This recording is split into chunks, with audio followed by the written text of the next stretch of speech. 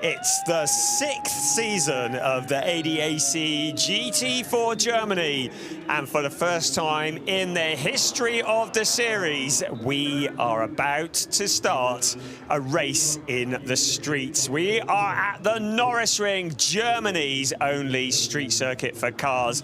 The temperature, 26.8 degrees centigrade and rising. It's a scorching day here. A massive crowd squeezed on to the concrete steps around here, and we are getting ready for this, which is going to be a seriously spectacular race. GT4 Germany, never raced on the streets before. What a way to get it going here at the Norisring, a circuit that is just 2.162 kilometers around. That's about 1.3 miles with 5 turns. 4 of them to the left and 1 to the right, running unusually in an anti-clockwise direction. This setting might be different, but the headline is still the same because it's Gabriel Piana who is on pole position for this race 5 of a 12-race season. He has taken, so far this season, 3 wins out of 4 races, but that man there, Simon Birch from More Than Razzoon Racing, is looking to steal it away from him and take his first ever win in this series. Another driver that's almost a veteran of ADAC GT4 Germany, Max Kronberg, who's also running in the trophy category here in GT4 Germany. It's all set fair for a very exciting race. Keep an eye on Josef Knopp as well for Avia WNS Motorsport. The Porsche's looking especially strong here this weekend. It's Mikael Schrey and Gabriel Piana who lead the points championships from Finn Zulav and the aforementioned Josef Knopp by 22 points. Mark Di Fulgentio and Enzo Juliet, on account of their great showing at Zandvoort last time out, move up into 3rd place. They are 32 points adrift of the lead. Last time at the Lausitzring, did I just say Zandvoort? I meant Lausitzring. We saw Enzo Juliet take his first ever win and Mark Di Fulgentio his 2nd ever win in ADAC GT4 Germany. We saw Max Kronberg winning in the trophy category. We saw Enzo Juliet winning in the junior category.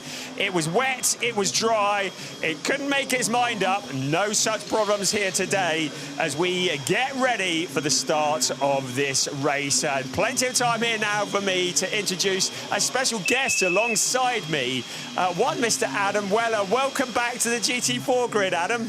I've never been given special guest billing before. That's thrown me right off. Yeah, it's been a little while since you and I have had the pleasure of sitting in the same commentary box for ADAC GT4 Germany, but this was always one of my favourite things to cover. Great to be back here with you for this one. The GT4s are treated a lot more like touring cars than GTs for my money, and here at the Norisring, home of some of the greatest touring car racing this great nation has ever seen, I think we're on for a treat. We really are. And a lot of these drivers, by my reckoning, all bar 5 of them have never raced on a street circuit before. So it has been a steep learning curve, a baptism of fire.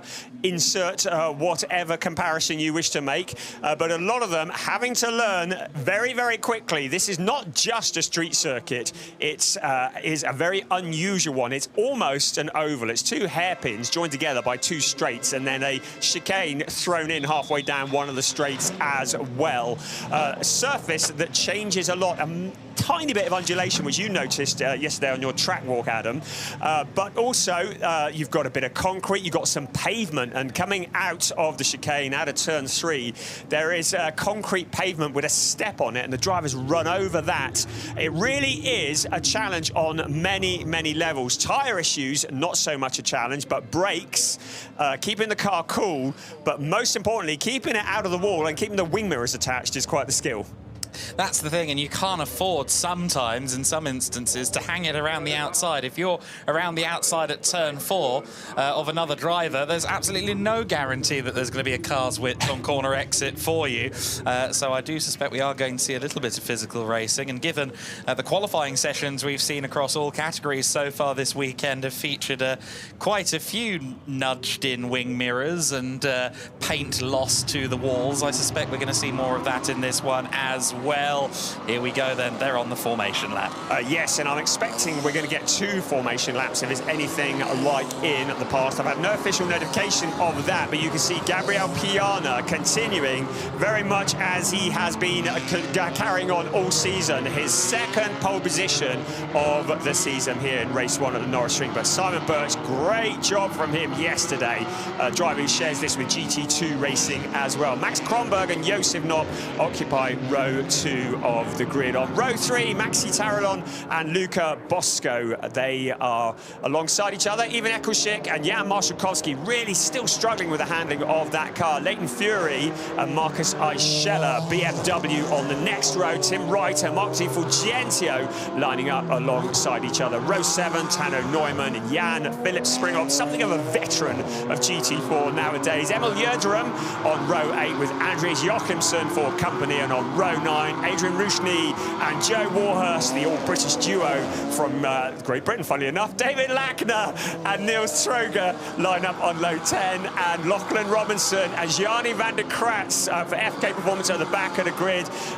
Technical problems stopping that car from taking part in qualifying, and we give a big shout out to Mr. and Mrs. Mo Ritson, who did a fantastic job yesterday because the flywheel failed on that car.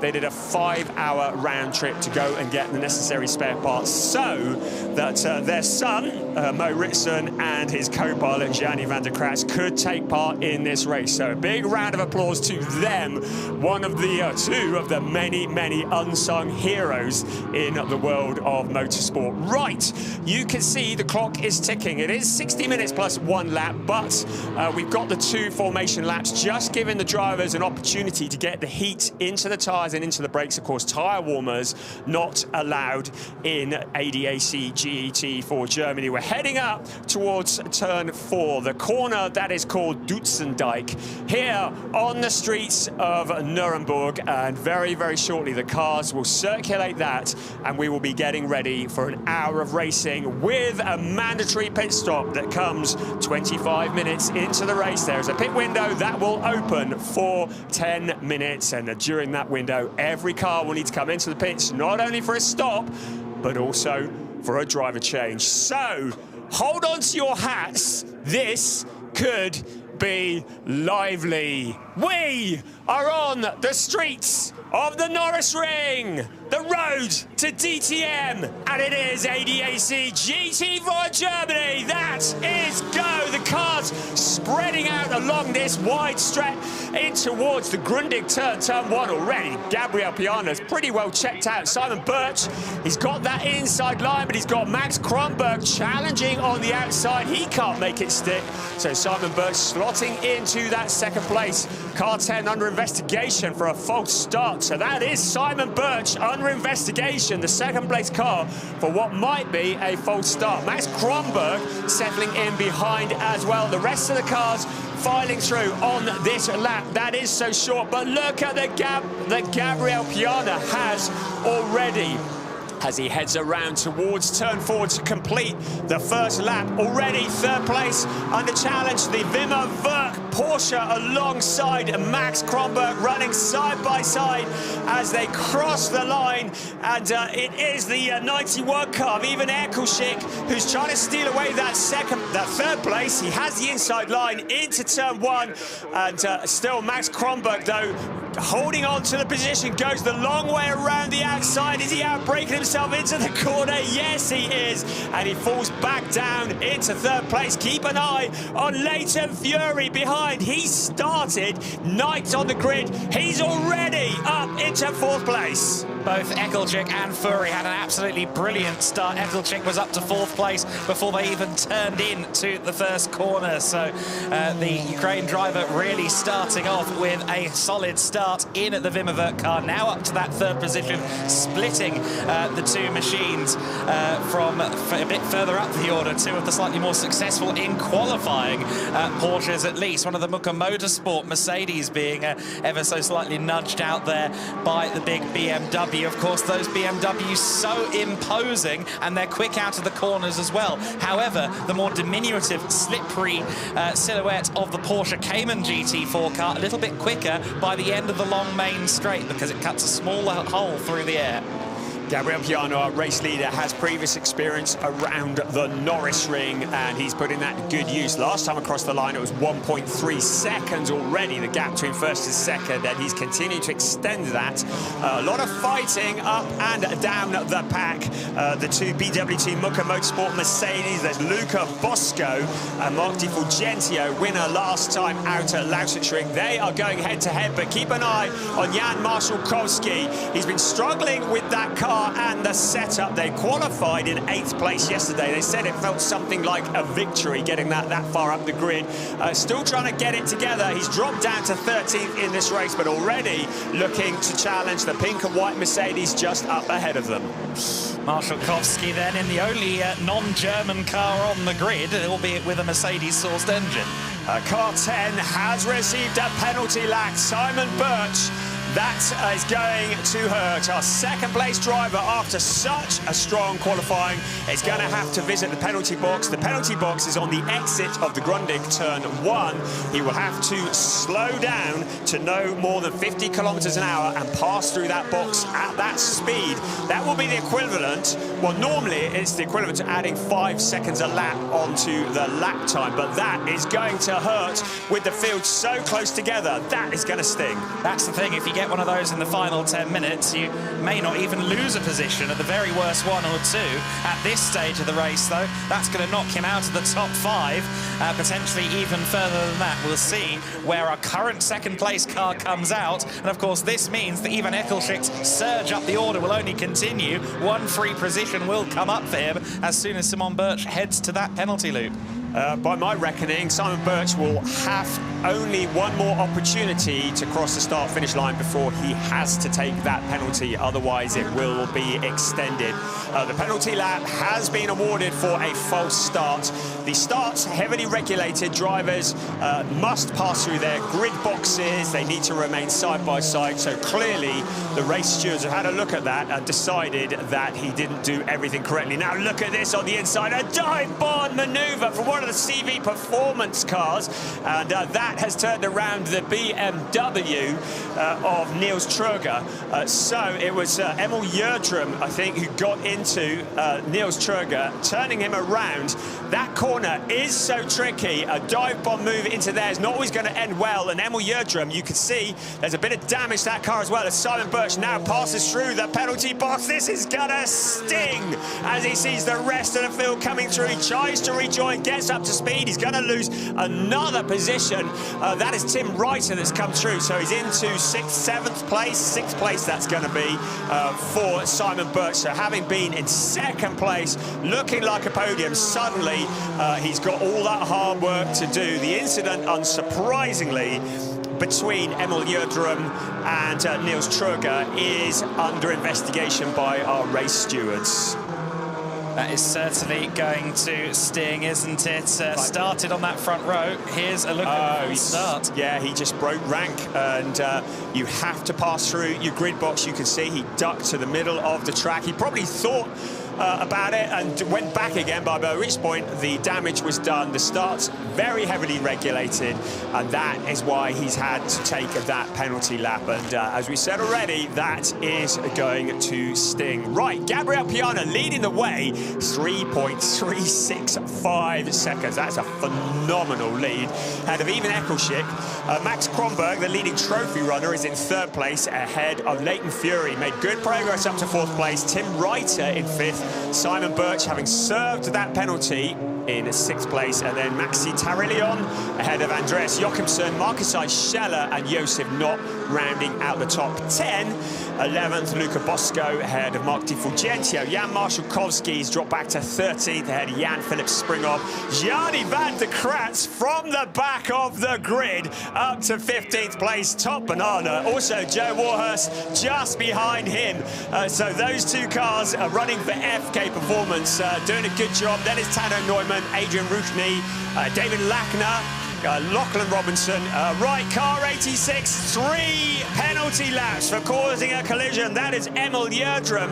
He's going to have to visit the penalty box 3 times. That is going to put him right to the back of the pack, isn't it? That's definitely going to sting for Emil Yerdrum. It's his first experience of a street circuit, as it is for many drivers here this weekend. His father's also racing in the DTM Classic Support race this weekend as well, so very much a family affair, but not the Saturday that Emil would have wanted at the wheel of the CV Performance Group Mercedes. Kronberg following his fellow Porsche Ivan Ekelschik in the battle for second place at the moment. The Avia WNS Motorsports entry under a lot of pressure, though, from the charging Fury, who seems to have had his Weetabix this morning. Yeah, well, he seems to have his Weetabix every time we see him at the moment. I mean, he had a difficult time at Oschersleben, a non-finish and penalties, but certainly made up for it at the Lausitzring with the first podium along with Max Rosam, and they are quite a potent combination. But this is going to be quite a test. Now, Leighton Fury, by my memory, it serves me correctly, has raced here already because he was in the BMW M2 Cup, which was on the bill here last year, so he has a little bit of inside knowledge of this place. They say it's one of the toughest places to race, and look at the damage on the Mercedes of Emil Yerdrum, where he made that contact. That's a steep learning curve. The headlight's gone, and I should think that William Tregurtha, who I talked to him yesterday, and he was just saying, we've got the pace, but we just don't seem to have the luck. And I'm afraid, William, your bad luck is going to go further as we see Leighton Fury dive bombing to the inside of Max Kronberg. He makes it stick. So Leighton Fury, great move into turn 1, and he's up into 3rd place. Great move there, opportunistic dive to the inside. The big BM gets past then. That makes it BMW 1-3 at the moment in this scrap. At the sharp end of the order. I say a scrap at the sharp end of the order. There's only one really at the very pointy end. 5 seconds clear now is Gabriele Piana. Very much his 2021 form, isn't it? Yes, he's the only driver in the field to have raced in every single ADAC GT4 Germany race that there's ever been. The only driver to have achieved that feat. He's won 13 times. As we look again at Leighton Fury, that was a proper textbook move. Look at him sliding the back end out as he gets back on the power. But Gabriel Piana, he's won 13 times in ADAC GT4 Germany, looking to make it 14, maybe even 15 this weekend. And as already mentioned, he's won 3 times in the first 4 races. And the number 30 car of Max Kronberg going deep into the corner, and that means that he has surrendered another place. This time it's Tim Reiter, so another BMW sneaking through on the inside of the number 30 Porsche. Piana, as you said, the only driver to do every ADAC GT4 Germany race. He's been on the road to DTM for a long time. I have to assume he's on the slip road at this point. When is someone going to give him the opportunity in a GT3 car? Such impressive pace we're seeing so far. Tim Reiter up to 4th place as well in the number 3 car. The sister of the Bonk by Hofer machines is actually doing very well at the moment. Started a little bit lower down the grid, but already knocking on the door of a podium opportunity. But of course the car directly ahead is identical to BMW M4 GT4s. Are about to go at it for 3rd place if Reiter's pace continues. We've still got 47.5 minutes of this race remaining. Gabriel Piana currently leads Ivan Ekelschik by 6.3 seconds. And with a track this short, he is going to be in amongst the traffic for very much of this race. Simon Birch trying to come back through the pack, but he's a long way back. And at the moment, coming under pressure from Andreas Jochimsen, another of those pesky BMWs that are proving so strong around here. Along the pit straight they come, having a little look to the outside, but Simon Birch will have the inside line under braking into turn 1. The rest of the field coming through at the moment. We're taking a look at a replay here.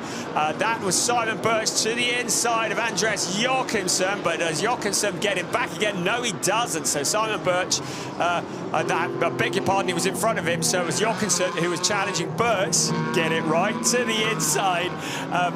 Yeah, Simon Birch having to get his elbows out to try and defend that position. Now rushing to join them, Maxi Tarillion as well in another of the Porsches. So suddenly, Simon Birch, who was running in second place, coming under fire. He looks to the inside, but Jochimsen has the outside line.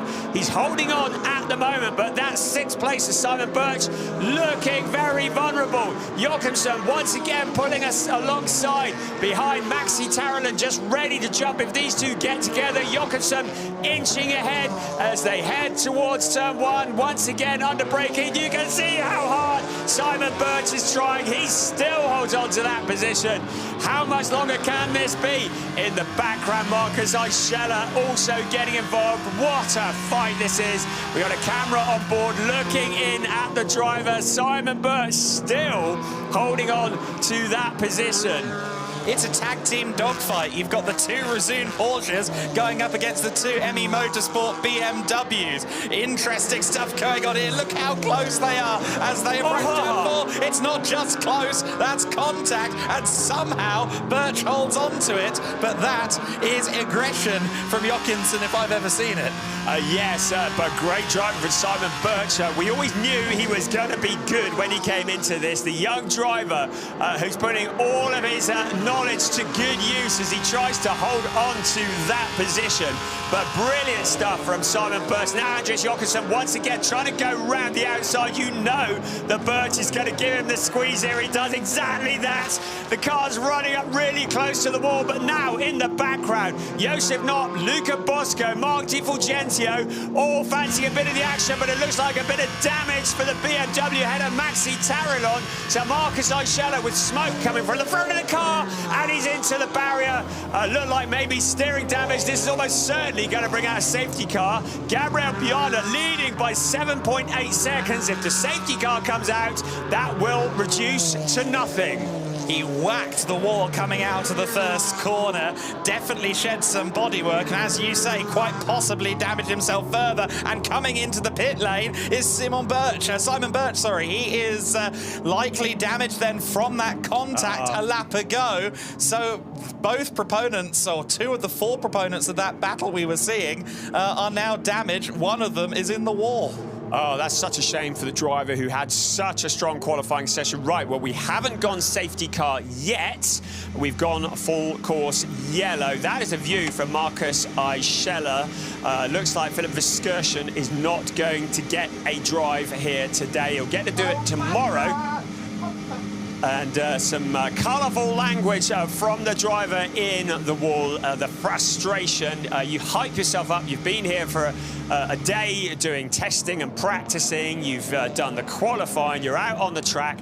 Let's have a look on board with Marcus Eicheler. Let's see what happened. There was Jochimsen and Birch alongside each other up ahead. Tarillion in there as well. And then it was that little bit of contact there. So getting together with Maxi Tarillion and making heavy contact with the wall. This is the perspective from Tarillion. So out he comes. No, he didn't get it, so he just actually smacked it on his own, didn't he? So I wondered whether he'd clipped Tarillion, but no, it had all been done on his own. And in some ways, that's going to hurt even more because you know it was a mistake. It wasn't somebody else's fault. So, yeah, a bit of the car just falling off there, and then it led to him ending up in the wall, and the frustration all too plain to see. The race stewards are investigating Andreas Jochimsen and Simon Birch, but with Birch into the pits, that's something that they may well decide to investigate after the race. Having said that, the More Than Razoon team getting to work. Well, looks like they're putting a fresh tyre. Of course, tyre change is not allowed unless there is a puncture. We are back to green flag racing. That caught us all napping, didn't it? Josef Knopp, Andreas Jochimsen, Maxi Tarillion, Luca Bosco. Now it's Tarillion's turn to go into the wall. Maxi Tarillion has that clip. You saw him make the contact. It's almost a carbon copy. Smoke coming from the car. Maxi Tarillion, it looks like his race is over. Eichler did what he did because Tirilion went deep into turn 1. He's like, okay, I need a great exit out of turn 1, hit the wall in the process. 3 laps later, Tirilion gets knocked into the wall by the teammate, the other car, the ME Motorsport machine, and now the number 20. Unfortunately, that will be, if not a race ender, certainly a race chance ender. Yeah, it looks like his steering has gone on that, doesn't it? So having a look from the outside and just, that was a heck of a thump, actually. And he'll be lucky if it is just the steering that's broken on that, because that was a hell of a crack against that wall. I have to tell you, that wall ain't going anywhere. The car taking the full impact of that, and it'll give the driver a little bit of a shake as well. The 2 MX Motorsport Mercedes in the background doing well just to keep out of it. And on board with Eichler, we're seeing again that one. And yes, well, we've chosen the right cars to put the cameras on today, haven't we? Or maybe the wrong cars, depending on your perspective. One thing that is great, well, the Muka cars are putting a joint attack on here. They've both just gone past Josef Knopp, haven't they, over the course of this lap? So the Muka cars are working together. Great moment for BWT, I suppose, but then the number 8 car drifts wide. Bosco losing out back to Knopp again. So some joint fighting perhaps there among those Muka machines. Yes, back to green flag then. I'm pretty sure Piana is going to be breathing a sigh of relief that it was only a full course yellow, because as you said, he could have quite easily lost everything there. I was quite impressed that they managed to keep it without a safety car. Now, the number 8 car, Luca Bosco, has Joe Warhurst breathing down his neck. So Joe, who's making a good progress through the pack, he started down in 18th place. He's up to 10th place. Also, shout out to behind him, Gianni van der Kratz from the back of the pack up to 12th place. So a couple of drivers making very rapid progress through the field, but keep an eye on Joe Warhurst in car number 47, currently challenging Luca Bosco, having a little look to the outside. Nothing there at the moment, but that BMW absolutely hooked up, especially in the hands of Joe Warhurst.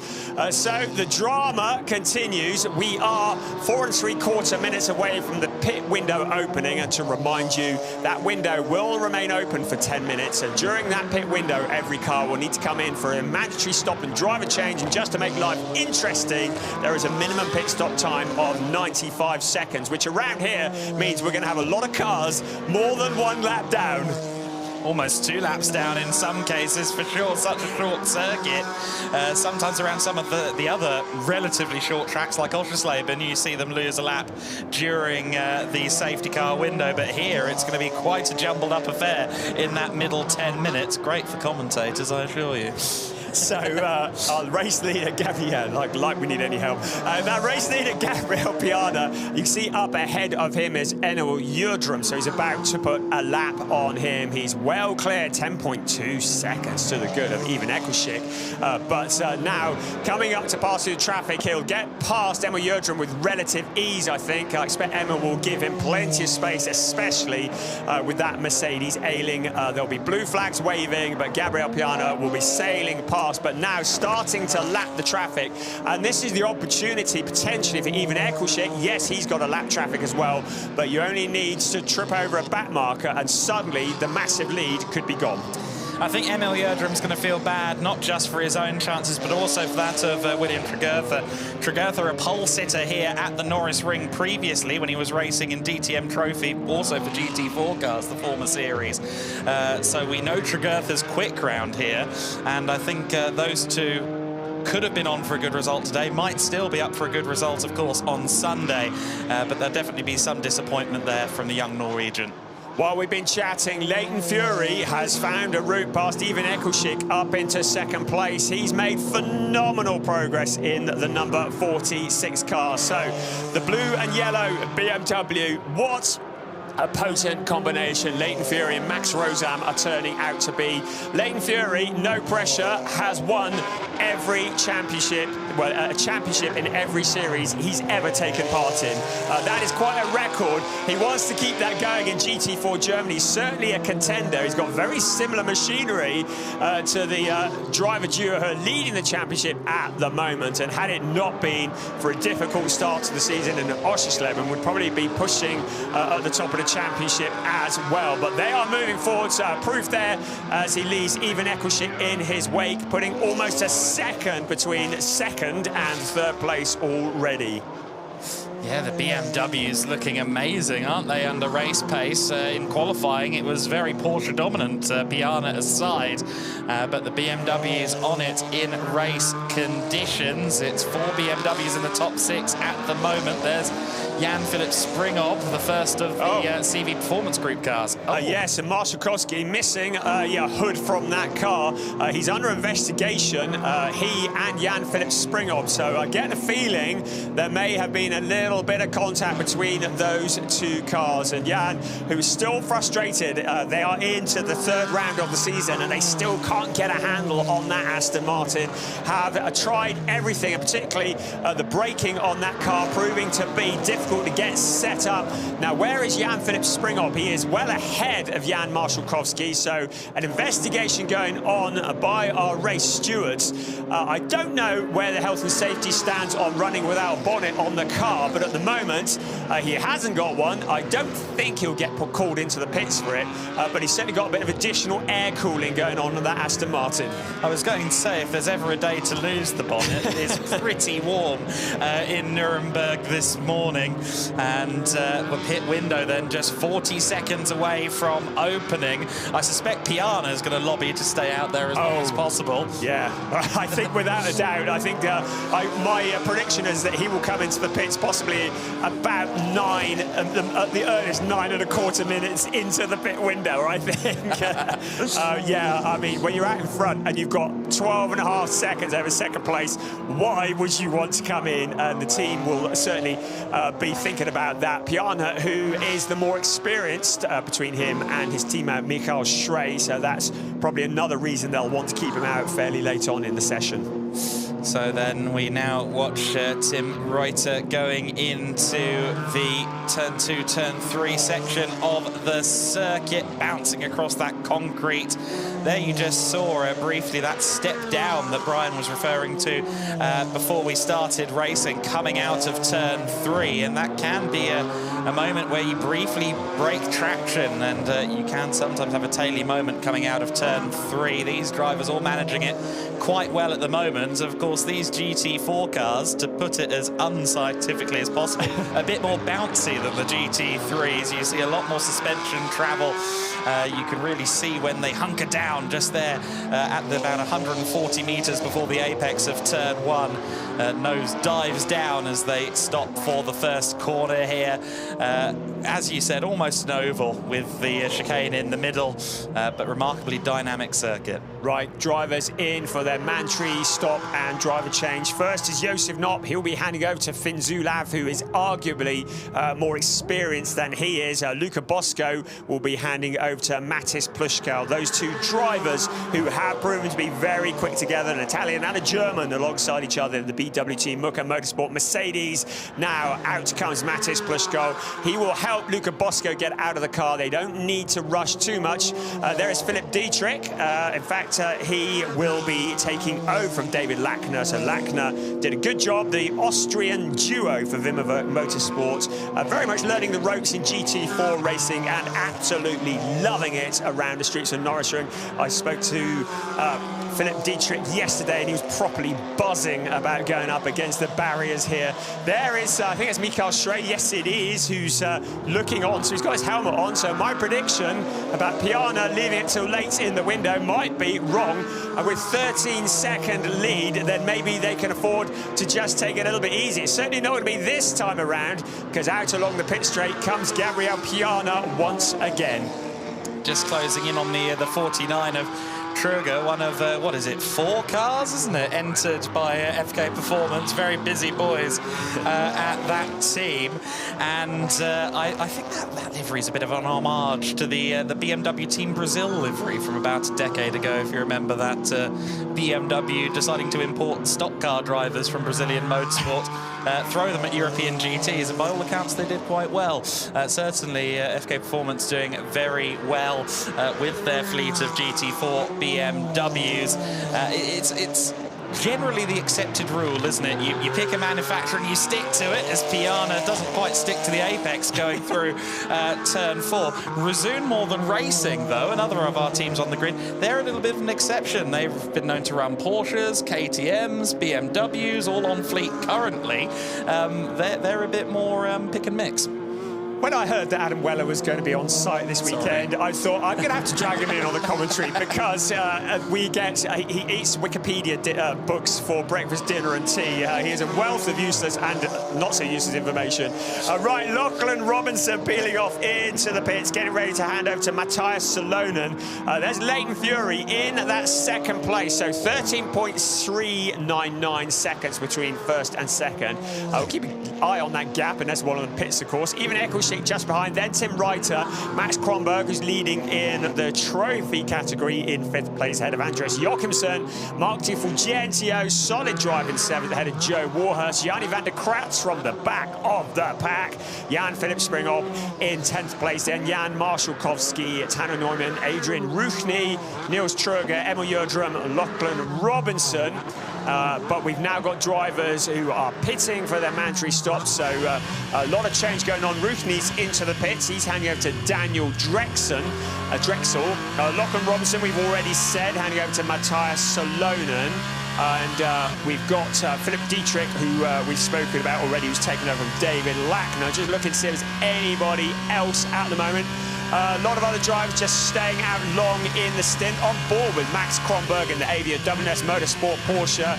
You can see how close to the barriers they get. We've got cameras hanging over the side of the barriers. If they all survive to the end of the day, I will be very surprised. The drivers exploring how far they can get before they lose a wing mirror.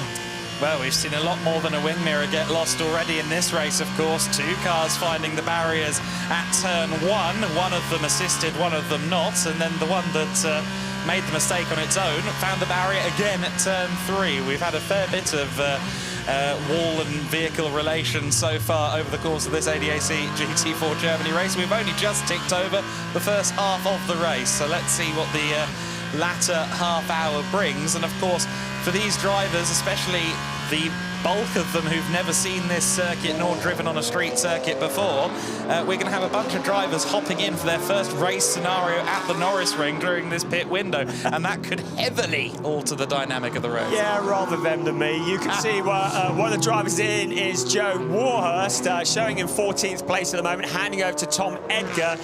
Gianni van der Kratz is handing over to Mo Ritson. He's in 11th place from the back of the pack. So Mo Ritson, who didn't get to drive it in FP2 yesterday, will get behind the wheel of that car. He is eager and will want to push his way forwards and continue the good work that Gianni van der Kratz has started. Our remaining bunch of cars at the front were all out on track. Just as I said that, Tim Reiter peeled off into the pits, and he is handing over to Leon Vassather in the other Hofer Racing by Bonken Motorsport BMW, so keeping to the speed limit. You'll notice that the graphic, there are grey peas and there are green peas. Green peas are healthy, red pea is definitely unhealthy. It means you've gone below the minimum pit stop time, so we're hoping that we don't see any red on our graphic. You can see the clock ticking down. It starts at the pit entry, it stops when they get to the pit exit, and they must not go below 95 seconds, otherwise the penalty box will be laying on a welcoming party. So you can see the mechanics of Tim Reiter getting out, helping Leon Vassather to get in. The other kind of mechanics are working on the car. Only 3 allowed to work on the car. Any more than that, and they're likely to be in trouble with the race stewards. Now, there's a car going slowly. That's Jan Marshalkowski. It looks as though he is in trouble in the Zakspeed Aston Martin. The trouble being that he's connected with the wall, I expect, because the right front is pointing in a different direction to the left front, and I should think Philip Gogolok, who will be suited and booted in the pits, will be looking on, probably taking his helmet off again, because I don't think he's going to be getting behind the wheel of that car anytime today. Yeah, the tyres down on the right front, as you say, probably suspension damage to go with it more than likely. We watch on as the number 10 car there, the recovering Simon Birch car, comes by, and into the pits is our leader Piana. So not quite the last opportunity, but he did stay out for most of the window. Yeah, he's going to say, okay, Mikhail, I've got you a big gap. You can have the rest of this if you want. There is Mikhail Stray coming out, helping Gabriel Piana out of the car once again. It's very casual, isn't it? You see this in other forms of motorsport where the pit window is a bit shorter and they practically drag the co-pilot out by the head. In this instance, even time to swap a few notes, tell him what's going on, help him get buckled up, wish him good luck. We wish all the good luck to the team at Zach Speed ESM, because they're going to need to get that car back together for the second race tomorrow. Their quest for getting brakes that work on that Aston Martin continues, and it looks to me as though Marshall Koski is bringing that car into retirement. Very much looks that way. A big shame for the sole Aston Martin on the grid. It used to be that it was Aston versus BMW versus Porsche more often than not in ADAC GT4 Germany. Not so many second-gen Aston Martin Vantage GT4s, or sorry, third-gen Aston Martin Vantage GT4s available on the market this year. So limited numbers in this series and a few others. Our short-time race leader, Leighton Fury, he's handing it over to Max Rosam. Is coming into the pits. That hands the lead to Ivan Ekushik, but he will need to come in within the next 50 seconds. So Ivan Ekushik takes over the lead of the race temporarily. So Max Rosam, who will be relieving Leighton Fury of driving duties. You can see them into the pits. Most of the other drivers have now been into the pits. The only one, well, Simon Birch, is out on track according to that graphic as well. Not anymore, so it is just Ivan Ekushik who is trying to make hay while the sun shines, but he will need to come in very shortly, and there he is coming into the pit lane. So everybody in, they've all caught the pit window. Well, that's one job done. If we can get through this without going below minimum pit stop times, it's party poppers all around, because it is heavily regulated here. Right, Ekushik in. So out on track, Mikhail Stray, who's taken over from Gabriel Piana, currently showing in 4th place, but of course will soon pick that up again. Will re-inherit the lead, all being well. Max Rosam out on track. So where will he join in comparison to Mikhail Stray? Stray is up on turn 2 at the moment. So a corner behind, a hairpin corner behind, maybe a bit more. Max Rosam back out in what will be a net 2nd place. So all done and dusted on the pit stops. When this is all finished, it's still going to be Mikhail Stray, the number 2 car, that leads the way.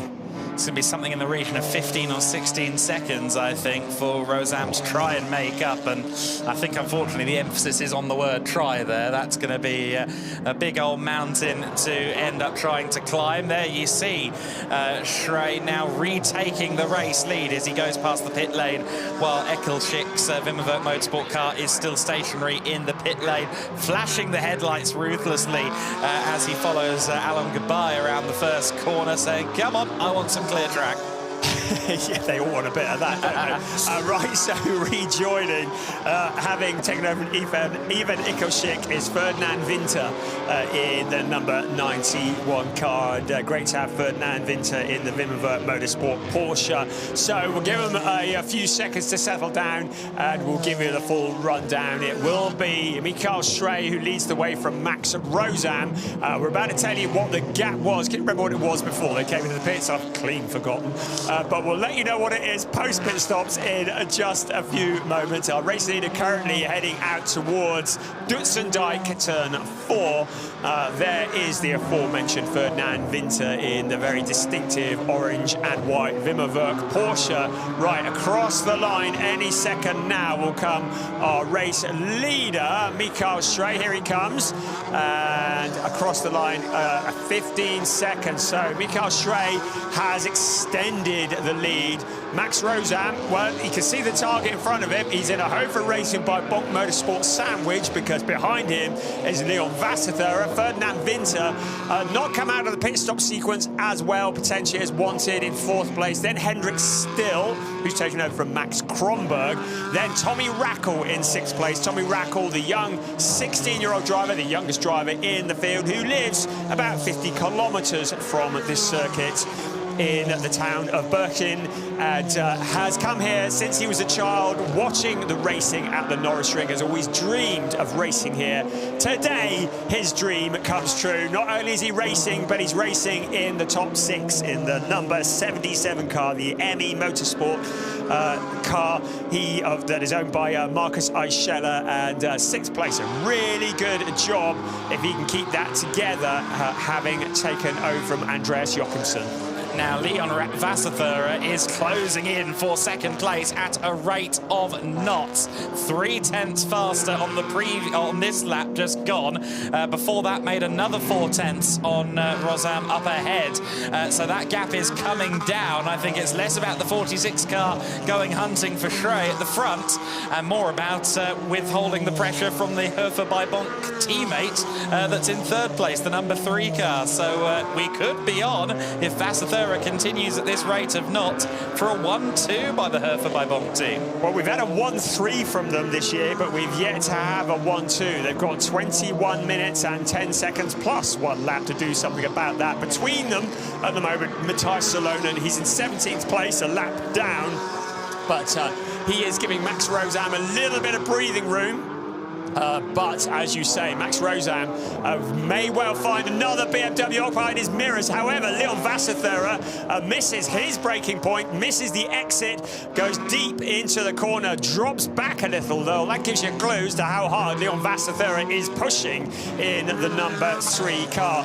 But he wouldn't have made anything up on that lap. But having another look here into turn 1, there is Max Rosam, there is Leon Wasserthura, getting it all wrong. He doesn't actually make it into the runoff area, so all good, but not the quickest way around that corner. He did well there, actually. I think what he did was release the brake so that he could actually steer to his right to avoid the CV Performance Group Mercedes ahead, because he was on course to just spear into the 84 of Salonen, which now goes a lap down on him.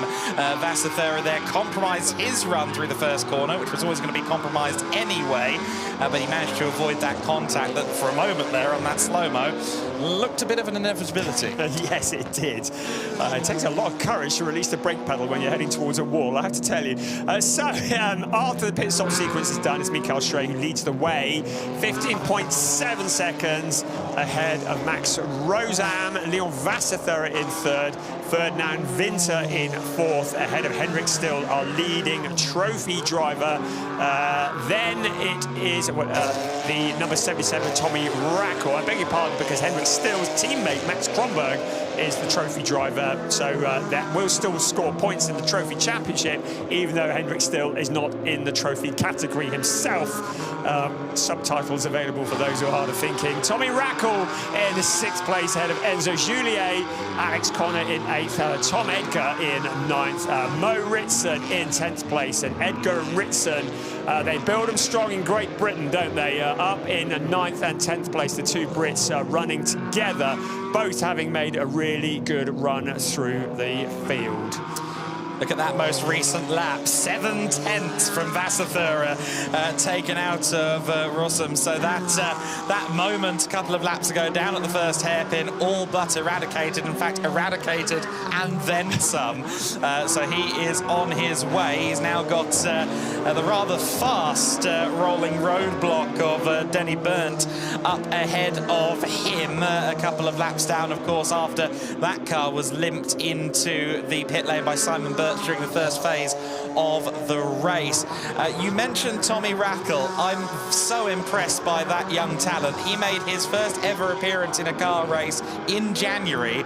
I think he did maybe 3 or 4 races prior to the GT4 Germany season with a roof over his head after a karting career, and I feel like he's adapting very well to this world of GTs. And isn't this just a great stepping stone? ADAC GT4 Germany, it's certainly, I wouldn't call it a feeder series. There are drivers here who are way too good to be part of a feeder series, but there are many drivers who have been in this who then go on to other things. I think just off the top of my head, Mike David Ortman and Hugo Sass, who won the championship for the last 2 years running. Well, certainly Mike David Ortman is showing well in the ADAC GT Masters. And of course, this series very much part of the road to DTM pyramid. The ADAC doing a great job taking drivers from karting through the ranks, through GT4, and the winner of the Road to DTM Championship, the winner of the Junior Championship in this series, getting funding for GT Masters next year. The winner in GT Masters getting funding for DTM the year after. So a proper ladder, a pyramid, which allows drivers, and when you've got the talent such as Tommy Rackle, you want to be nurturing and encouraging them. You just know the likes of Rackle, likes of pretty well any of these drivers, you're going to see them in these mainstream categories over the years. And that's the thing, isn't it? You need to be able to show a career path for a young driver, a path to making a living out of this driving around quickly in circles malark, and that's exactly what the Road to DTM offers, with generous financial support as well. Gap extending at the front of the order, 16.5 seconds between our top two. The gap is shrinking in the wash, however, in the battle for second place. Vasserthura finally gets past the number 10 car after, I'm sure, several laps of blue flags. Next up is another BMW, the 49 of Ellerin, the South African racer, in the number 49 car, another of the FK Performance machines, so many of them out there on the circuit. But Vasserthura, do you reckon he's going to get there? We've got 16 minutes. I feel like the rate of closing is too strong, but then again, you get these laps where you're behind someone, behind lap traffic, having to try and get it done and taking undue risks occasionally.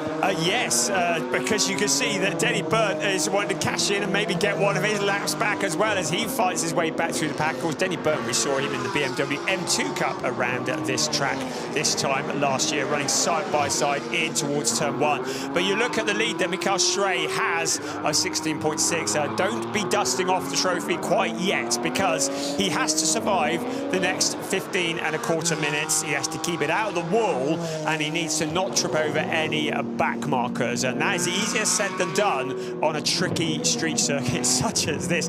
Max Rosam making things flutter in the breeze. He's getting very close to that wall. Great camera shots here at Norisring. We are on race 5 of a 12-race season, the first ever street race for ADAC GT4 Germany under the glorious sunshine here on the streets of Nuremberg. I know that Mo Ritson is closing in on his FK Performance colleague Tom Edgar for 9th position at the moment, so Mo Ritson's parents hypermiling to go get some spares overnight is paying off at the moment. It must be said, Gianni van der Kratz doing a great job during the first stint, as you spotlighted earlier on.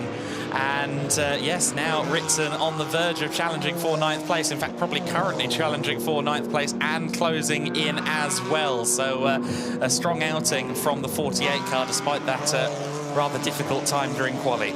Of course, they're both running for FK Performance, so let's keep it apart, chaps. It'll make some awkward conversations over lunch otherwise. But that fight for 9th place, we've got one eye on that. Another of the aforementioned FK Performance BMWs is the Max Rosam car in 2nd place. Leon Vasserthura has been taking chunks out of him, 1.3 seconds. So Vasserthura closing at the rate of knots. You feel as though Max Rosam is going to have his work cut out to keep the other of the BMWs behind him for the next 13.5 minutes plus 1 lap. So this could all be kicking off. It's a fight for the podium positions. What order they're going to stand on the podium. Ferdinand Winter in 4th place will be rubbing his hands together, hoping that they do indeed get together and he can actually step onto the podium himself. think it's about T-minus 2 laps until that becomes a fight for position. Here is Mo Ritson challenging Tom Edgar then, as we alluded to. They are very much together, and they've got Matis Bluschkel, the former Tourenwagen Junior Cup front runner, involved in the battle as well in the Mercedes. And then Finn Zulauf as well, of course, uncharacteristically far down the order. I think we got a bit of a dogfight on here for P9. Oh, this could be very exciting. I should think that the boss of FK Performance will be watching from behind a cushion out the back somewhere. Mo Ritson, we're on board with him. Great view there. Well, that's what the back of Tom Edgar's car looks like. He'd like to see the front in his rearview mirror, but Tom Edgar, a very useful pilot, a man very much on the ascendancy, as indeed is Mo Ritson, will not be surrendering that position without a fight.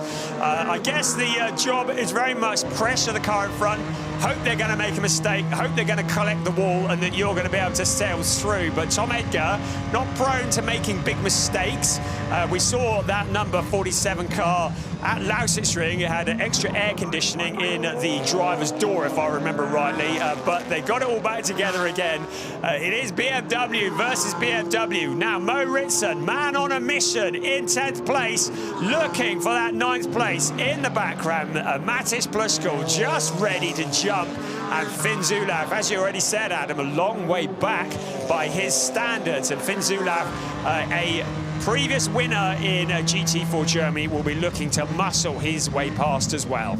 Bluschkel, another example of the various ways into the top levels of GT racing provided by ADAC. To the best of my knowledge, he never raced a go-kart in his youth, went straight into Tin Top, straight into the Tourenwagen Junior Cup, where he was last year's vice champion.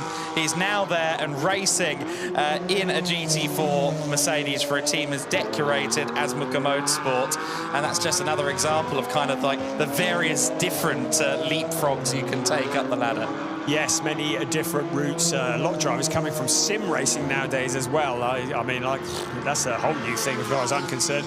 Right, this is 2nd place and 3rd place. You don't need a stopwatch to tell you what the gap is between Max Rosam and Leon Wasserthurer. It's that much there. Into the hairpin of turn 1 they come, back on the power. Max Rosam will be driving with one eye on the road in front and one eye on his mirrors, because the Hofer Racing by Bonk Motorsport looking pretty dialed in here around the Norisring. He's somehow going to have to withstand that pressure for another 10.5 laps, plus the 10.5 minutes, plus the obligatory 1 lap. 2nd, 3rd, then a gap back to Ferdinand Winter. You can just see him in the background. So Wasserthurer can mount a challenge, and if it doesn't stick, he doesn't risk losing a position, unless, of course, he makes contact with the barrier. We sincerely hope that's not the case. Further back, we still got one eye on Edgar and Ritson. They still remain in the same order. So we're looking at BMWs fighting BMWs here. This is the one that's on the podium, though. It is Rosam in 2nd in the blue and yellow BMW. It's Leon Wasserthurer who's in 3rd in the silver and blue BMW. Before the end of the race, there is going to be a bit of a complication to that 4-car battle for 9th place, and that's that currently about 5 seconds behind them is race leader Mikael Schrey. I think he might close in on them before the end of the race, and then they're going to have to try and manage the mandated allowance of some track space for the leader versus not losing positions in a 4-car scrap. Welcome to the world of short track racing, ladies and gentlemen, around the streets of Nuremberg. I really would. I've been so excited about this, having cut my teeth watching and getting involved in oval racing.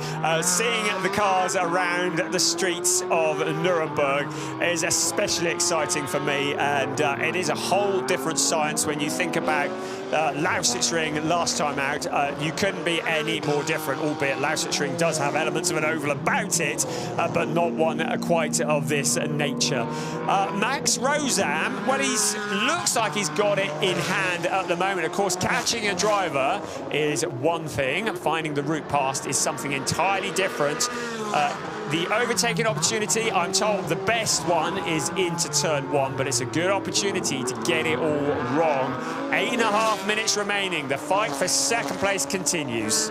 And I'll tell you what, Rozan there got it all right. He delayed his apex going into turn 4. That gave him a straighter, cleaner run out of turn 4, which will have netted him an extra 3 or 4 kilometers of an hour across the start-finish line.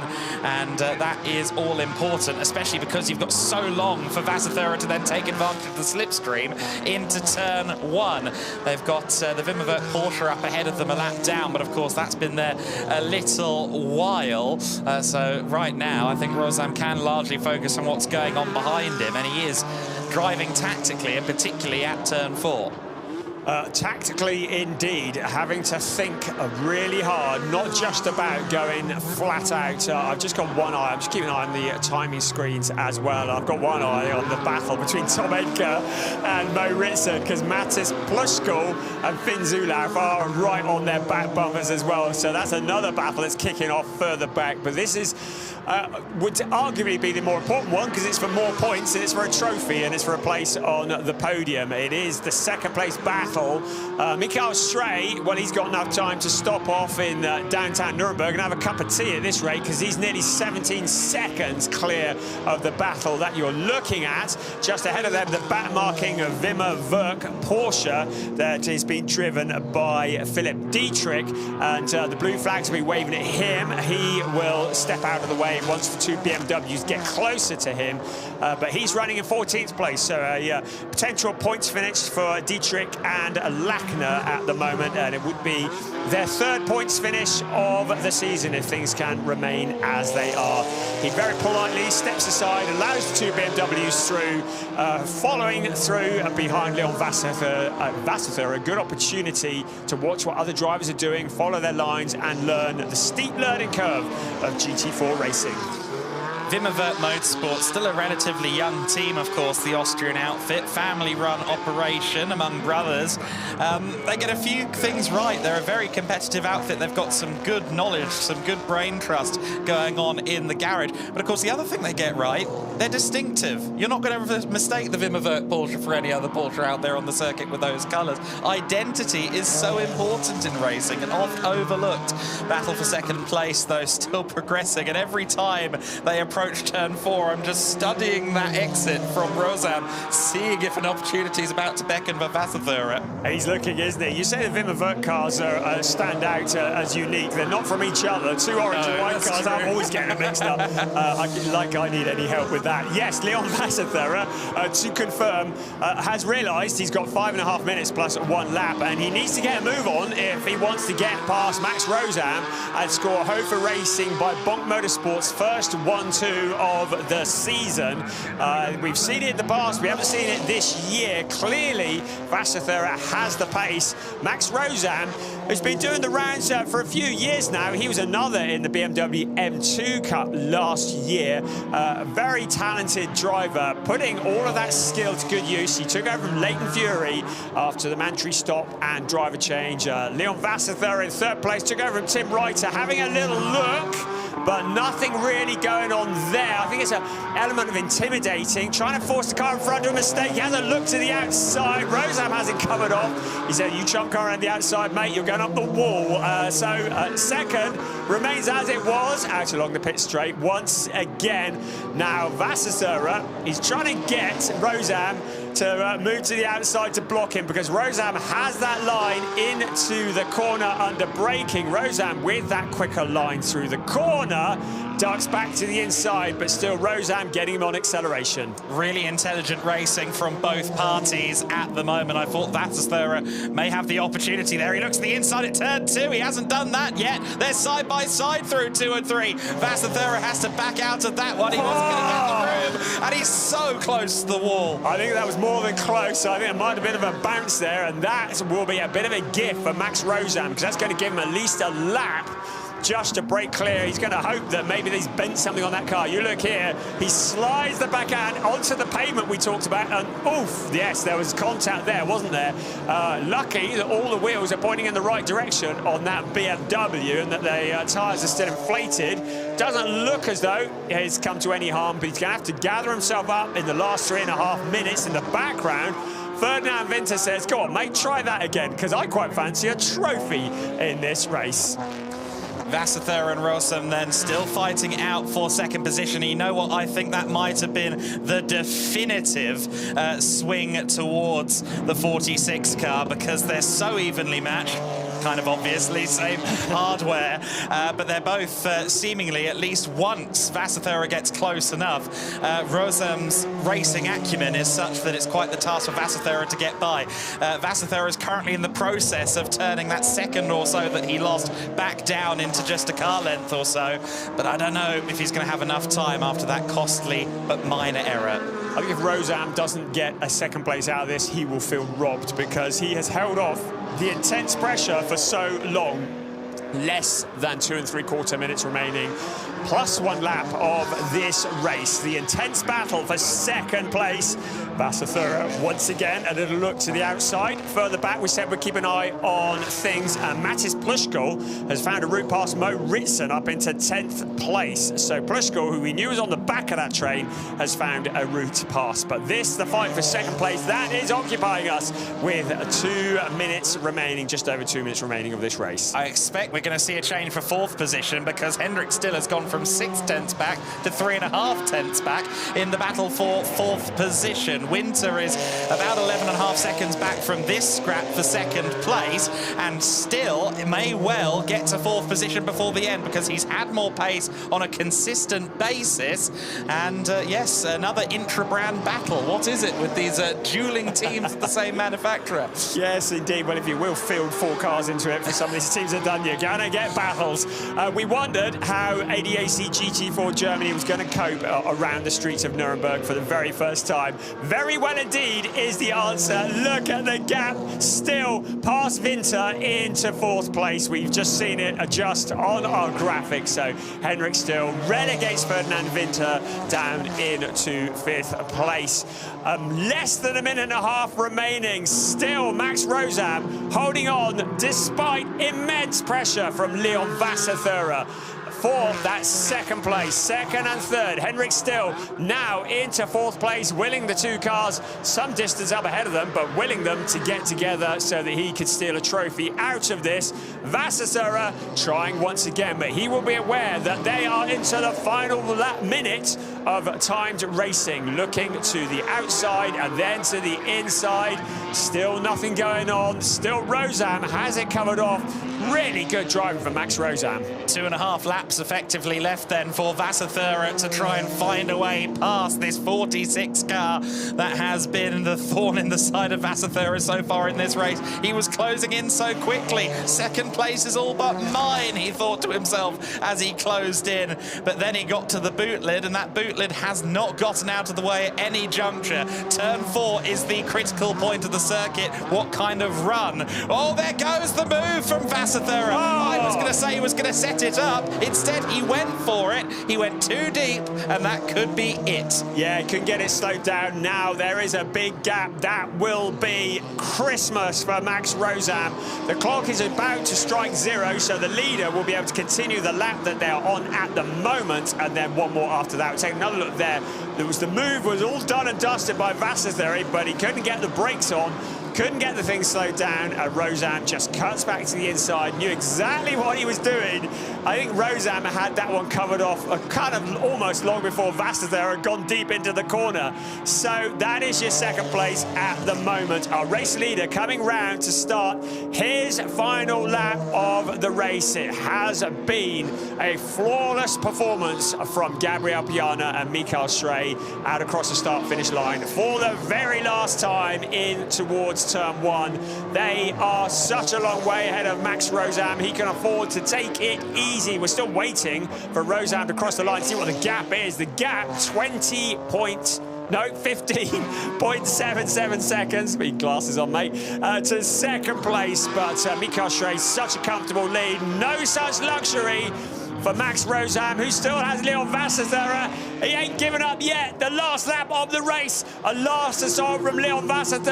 Surely he's not going to be able to make it stick at this point in the race. Into turn 4 comes our race leader for the very, very last time. Mikael Schrey will be exiting 4 into 5. He will see the checkered flag up in front of him. It's going to be Mikael Schrey and Gabriel Piana who win race 5 of the season, the first ever race around the streets of Nuremberg. There is Gabriel Piana celebrating already the second place battle that has gone on for so long.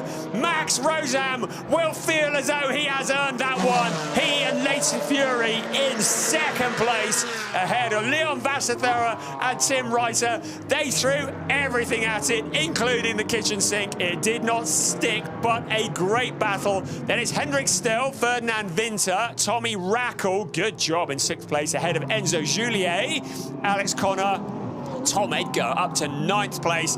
Mattis Plushko getting past Mo Ritson in the closing stages of the race to round out the top 10. GT4 Germany once again entertaining us all, and then the sunshine here at Norisring. Entertainment we most certainly have been.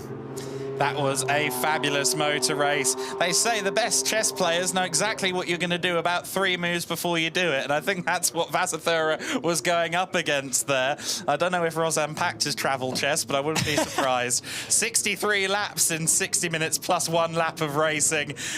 Unique to the Norisring, that. 63 laps in the book. When was the last time you saw that in ADAC GT4? Gabriel Piana, Mikael Stray taking the top step ahead of Leighton Fury, Max Rosam, Tim Reiter, Leon Vassathera. That's your 1, 2, 3.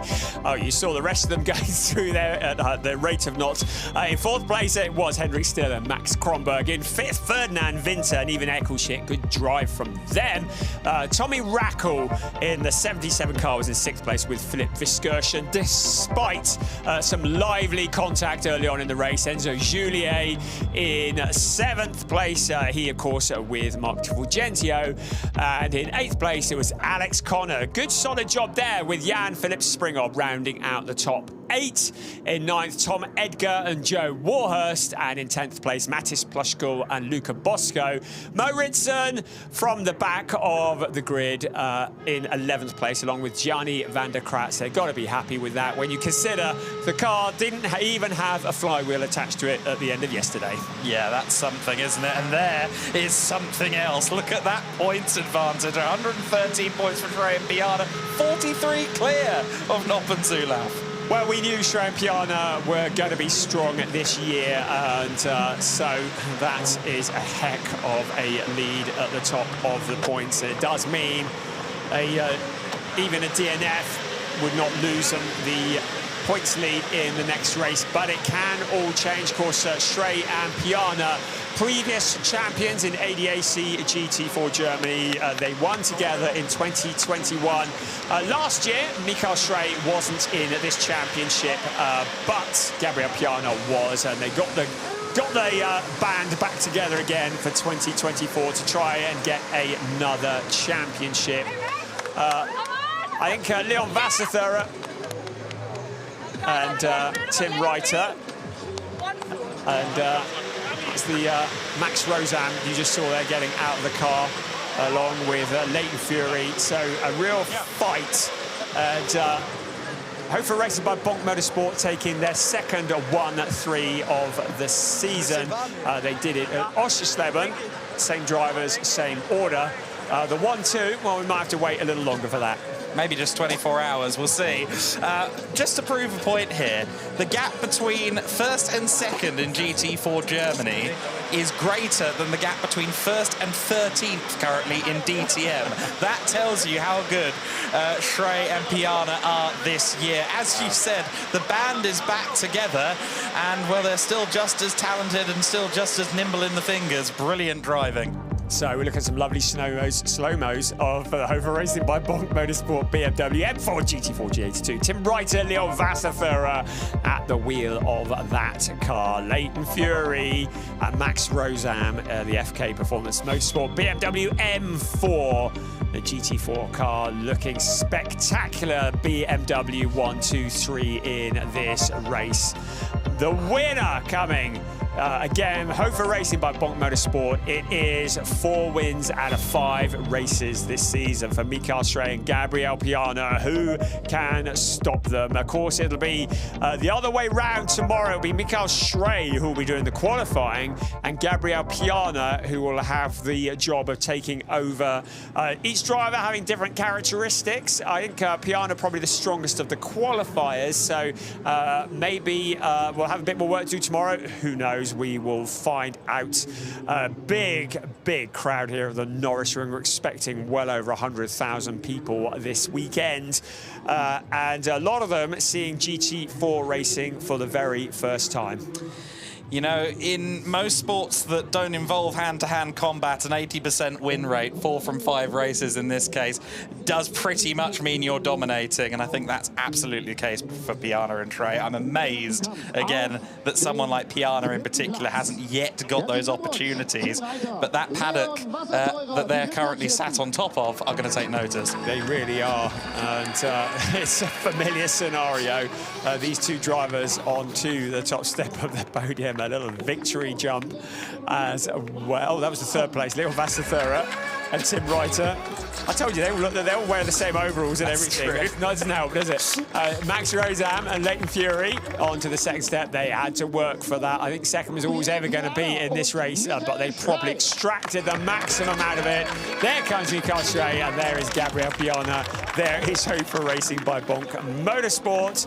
Onto the podium, we'll have a representative from Hofer Racing, I expect, as well. Here we go for Hofer Racing by Bonk Motorsport, the team that we see across a number of series, especially in Germany. Right, we are going to have the national anthem.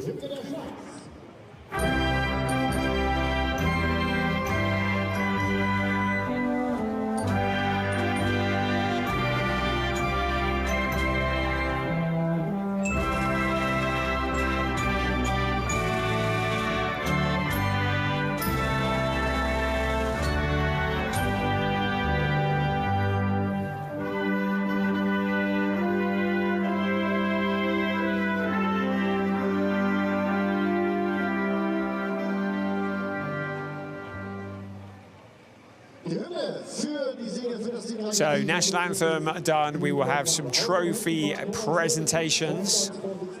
And Gabriel Piana, I should think he's got a warehouse full of trophies by now. Mikael Stray's got a fair few too. They receive, it's 3rd place first. So Tim Reiter receiving the trophy for. That's his. Do you know what? I just had to take a double look at that. It's his first ever win. So Tim Reiter taking a trophy for his first ever win in ADAC GT4 Germany. Yeah, I mean, I've got to double check that one because I could have sworn I've seen him up there before. Our race leaders, Piana and Stray. And Piana, his 14th win, and Stray, that will be his 13th win. We had Nick Heidfeld presenting one of the trophies for 2nd position. He's been here quite visible this weekend. He's got a racing series to promote, of course, so that's part of the reason for that. He also could have been in DTM had F1 not come re-beckoning in 2011. That's an interesting alt history scenario, isn't it? It really is, and the racing series that he is behind, well worth checking out. Something very electric, but very different. Right, the drivers 1, 2, and 3, all 6 drivers and representative from the team having their photos taken on the podium. We look down on the streets of Nuremberg, and we now shift our focus to race 6 tomorrow. We'll see you then.